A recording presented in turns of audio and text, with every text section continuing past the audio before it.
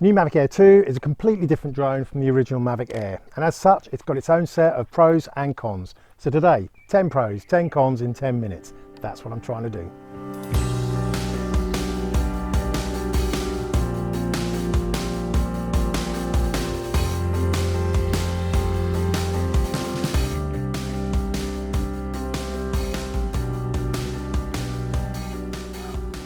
Hello, I'm Ian and I play with drones, and today I'm playing again with the Mavic Air 2, DJI's latest reincarnation of an older model, the original Mavic Air. And in re-engineering a product like the way they have obviously introduced some advantages, some pros, and also some disadvantages, some cons.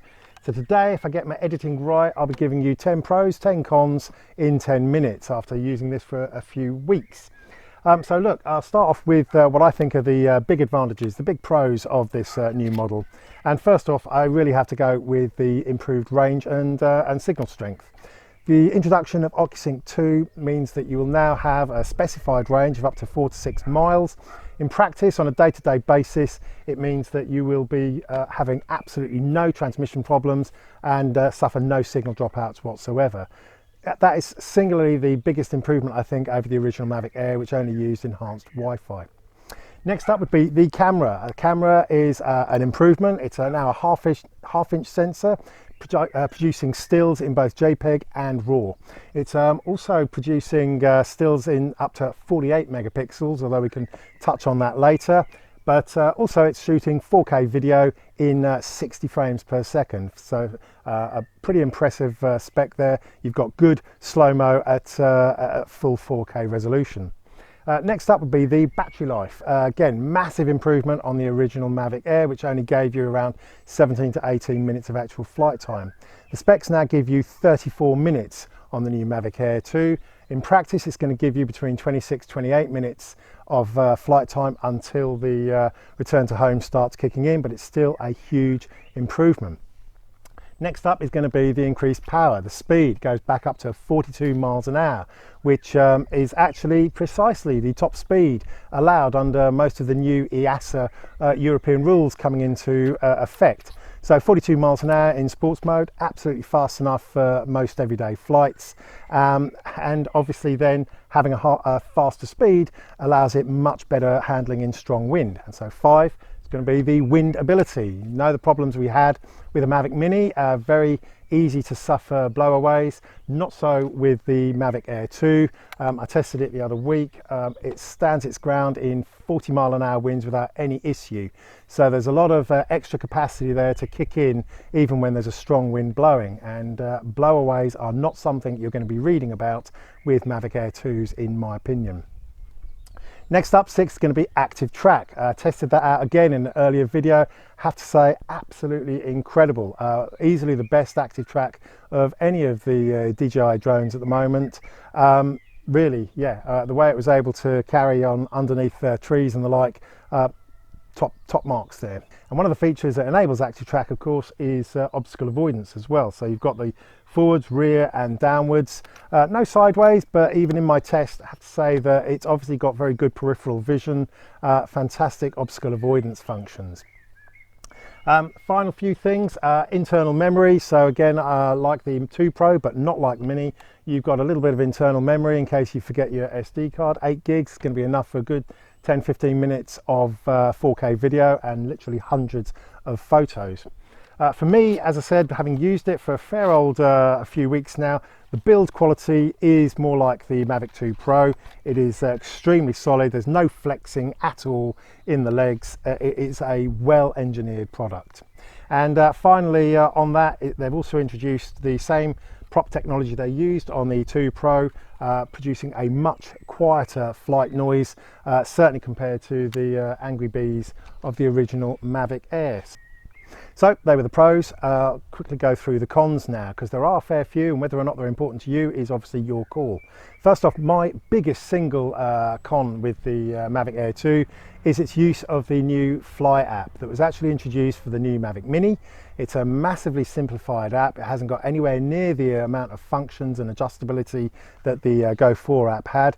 And it also has a lot of compatibility issues with non-64-bit phones. Even modern cell phones are falling foul of this app. app. To me, it's a major step backwards using the Fly app. And part of that issue, it brings me on to my second point. You've got no ability to adjust the sensitivity of the gimbal movement.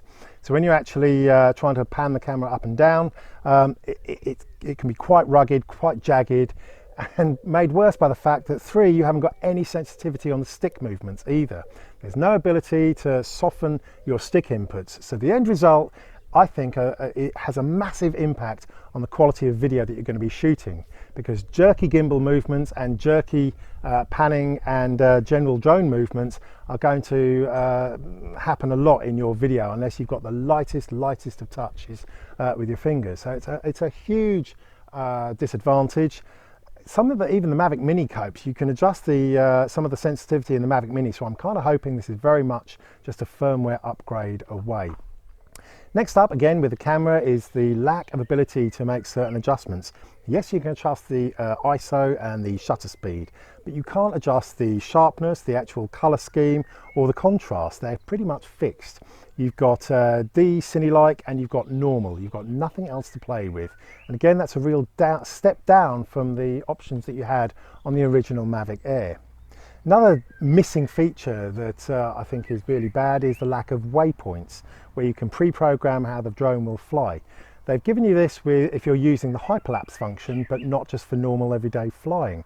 Again, it's a bit of a software limitation, and hopefully one day it will come. Another criticism I've got is the size and weight. They have significantly increased the weight of the Mavic Air 2. Now, okay, you don't get increased build quality improvements without probably increasing the weight as well. But ultimately, this is a bigger drone than the Mavic Air. It's a heavier drone than the Mavic Air, and it's not quite so ideal for just slipping in your day pack if you're climbing up a mountain or something. So again, a bit of a shame that they've actually had to increase the size and weight. Next up is the love it or hate it new remote control. Yes, it's nicer to hold, but there's no doubt it's a lot more fiddly to fit your phone. I find the phone locking mechanism will often interact and press the side buttons on your phone.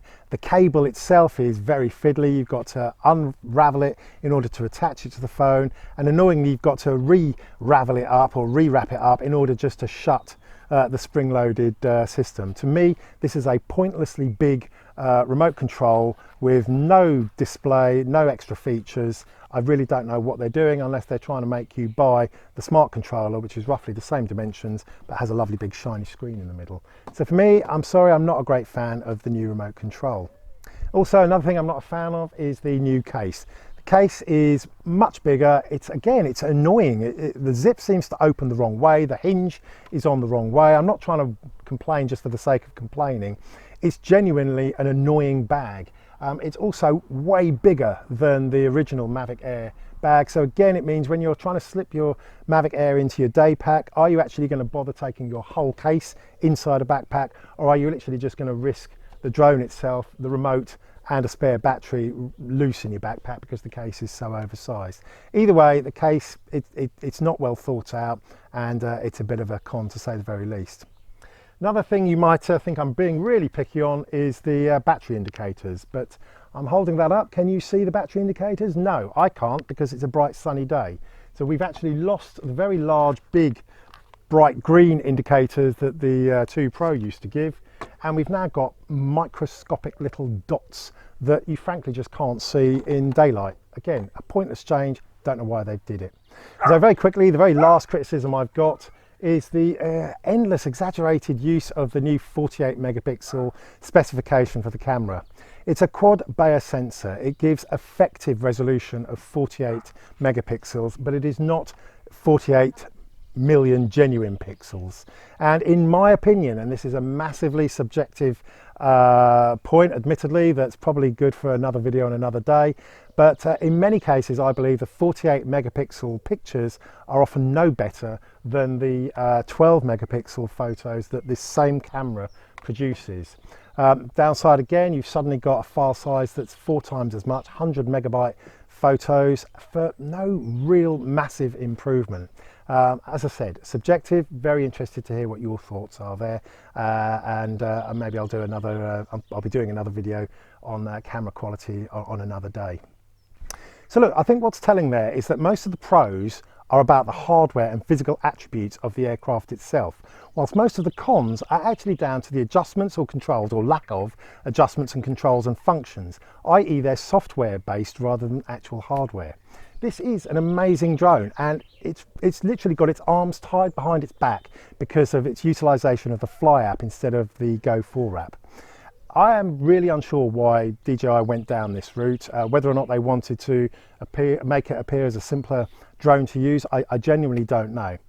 If it wasn't for this lack of functionality, this really would be a little brother of the far more advanced 2 Pro. As it is, with the lack of functionality and adjustability that comes with this drone, DJI have actually pushed it back down to precisely halfway between the Mavic Mini and the 2 Pro, even though from a hardware perspective it is much closer to the 2 Pro in my opinion. Anyway, look, either way, as I said, don't get me wrong, I wanted to point out what's good, what's bad. I'm sure I've gone on for more than 10 minutes. I'm sorry that I have, but some of these things are going to be important to some of you, and it's important that you know exactly what you're getting when you spend your $1,000 or £1,000. Anyway, look, as ever, you know the drill. If you like this sort of stuff, give me a thumbs up. It certainly helps the cause. And if you haven't done so already, click the sub, ding the dong, get notified each time I put something out. As ever, until next time, have fun, stay safe and sane, and happy flying.